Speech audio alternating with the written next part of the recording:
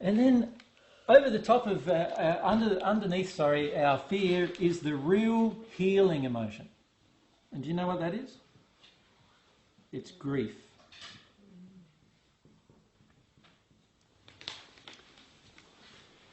Pretty much all psychological circles now on earth know that the healing emotion, the true healing emotion, is grief. You get to the grief and actually experience the real grief, not manufactured grief. Remember, this one up here is manufactured grief. Sorry, this one here in addiction is manufactured. So when I don't get an addiction met, if I cry, that's a manufactured grief. That's not the real grief I'm talking about. I'm talking about the grief that happened when you were little, that you weren't allowed to release, that has never been released most of your life as a result, and now it needs to be released because your events are telling you it needs to be released. You can release it. Now, the grief is the healing. That's where all of the healing occurs. It's also where many men, in particular, have a lot of struggle, right? And many women too, depending on the society, have a lot of struggle with feeling grief to the full extent. Our societies generally, most Western societies at this point in time, generally have the viewpoint that a certain amount of grief is okay. And usually by a certain amount they mean 5 minutes, 10 minutes, a very short amount of grief. That's okay. But if someone cries for 2 hours in the room, there's something very wrong. Right? We need to fix them. We need to sort them out. We need to stop them from doing that. That's a bad thing. Now, the kind of grief that most of us need to feel is going to be of long duration. Right? And the reason why is we had many upsetting events occur during our childhood that we weren't allowed to feel.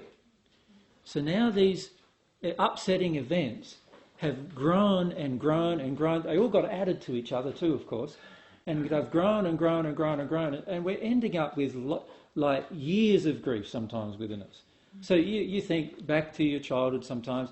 For many of you, I was just talking to a lady just before, and she said her mother never loved her from the moment she was conceived.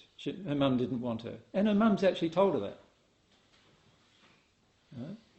Now, every single day you live with that mum, you're going to feel that you're not wanted. Every single day. How long do you live with your mum? For most people, minimum of 14 to 18 years, yes? For 14 years of your life, you felt that from her. Does that make sense? Yeah. Is that also the law? Sorry, we've got to get used to that. Is that also the law of attraction, to get the mother that you don't love? No, it's not your law of attraction, it's hers. It's hers. It's hers, yes. So then I'm get contaminated by her? Certainly you can. Yeah. Yes. And unfortunately for most of us, we have all been contaminated by our parents' emotions. But don't we attract those parents before we come in? They attracted us. They attracted us. Our personality, if our parents were humble, our personality would have been the best personality to help them through all of their emotions. Do you understand? That's why they attracted us. But we often incarnate, our parents attract it, perfect law, but what they do is they deny their emotions. They are not humble, they're not living in love and truth, and so what they do from the moment we are conceived is all of their emotions start bombarding us, rather than them letting themselves feel through every event. They now start blaming their children for every event. Right? And at the soul level, that's often present, but even verbally, many times they blame them. I've spoken to mothers in particular who have said, she was evil from the day she was born. And I go, my goodness, who's evil from the day she was born? Because it feels to me that the mother was from the day the poor child was born, right?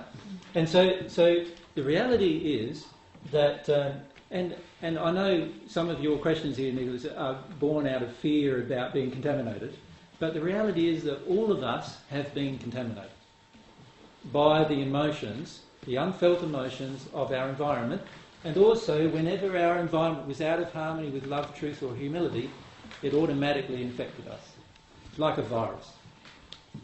If we go through this process, we can undo that damage. We can reverse it, back it up. The problem for many of us is that many of us don't know about doing it even, or even have little desire to do it while we're on earth. And so oftentimes we pass into the spirit world still not doing it, and then many years in the spirit world we start learning these principles, and then we start doing it ourselves.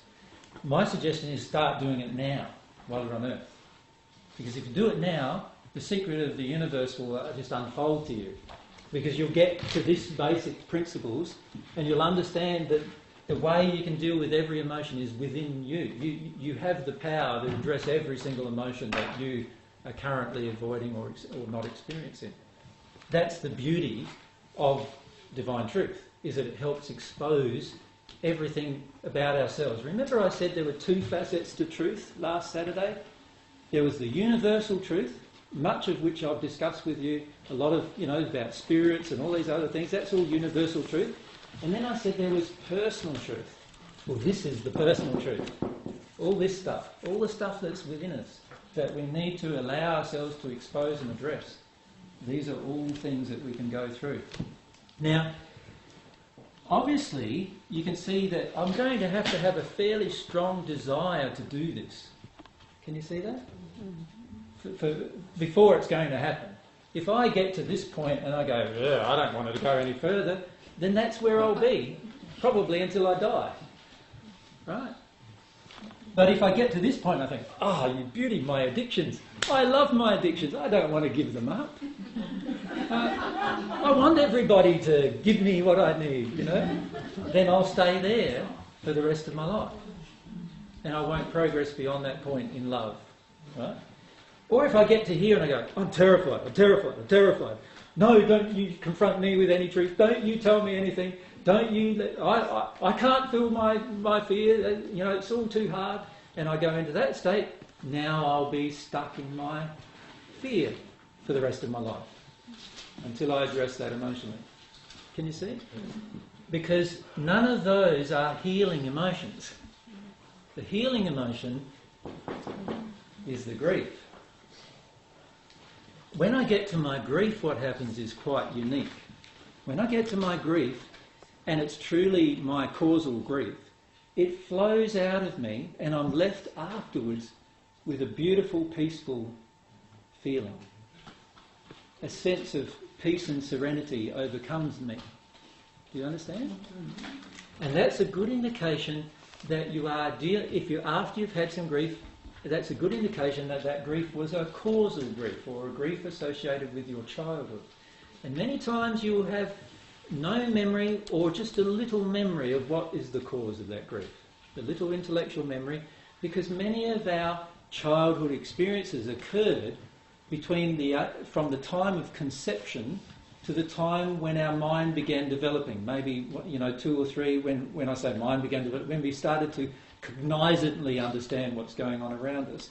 In between that time, we have a lot of negative experiences generally. Many of you, for example, I'll give you some examples.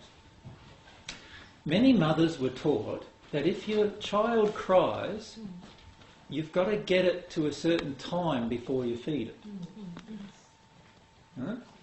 Many of your mothers were taught this.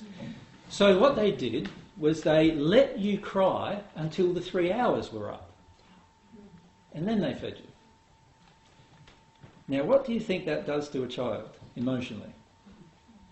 It needs something. It doesn't mean that it needs food when it cries. It might need other things, right? But it needs something. And yet it's restricted from receiving any of those things until the 3 hours up. What's happening is a desire to control or force the child into not it having its own will met, but having the will of the mother met. You understand? That's happened to most of you. This is why when you get around your mother, many of you lose all sense of your own will. Right? Because it was taught to you from a very, very young age that you must do that. You must abdicate your own will to suit your mother's. Yes?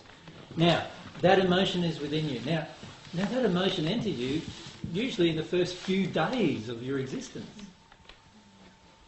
You're not going to remember it entering you, but you're definitely going to feel it. And whenever you go around your mum, you're going to feel, why is it that every time I go with my mother, I always feel like I have to do what she wants, every single time. You'll feel that inside of you, you see? And your law of attraction is bringing you the event to trigger that emotion. Yeah? So this happens with many of our emotions. We don't have an intellectual understanding of the emotion because it happened before our intellectual development occurred. But we still need to feel it. And you see, we need to be prepared to feel grief that we don't understand. This is a main problem for us because we want to understand everything. Yes? And so what we do is we try to understand everything, and in the process we're not recognising that there's stuff within us that happened before we understood, before we could understand anything. And so therefore we're going to have to go through the emotion even though we don't understand how the emotion came in us. We need to still let it out. And this is something that we need to address.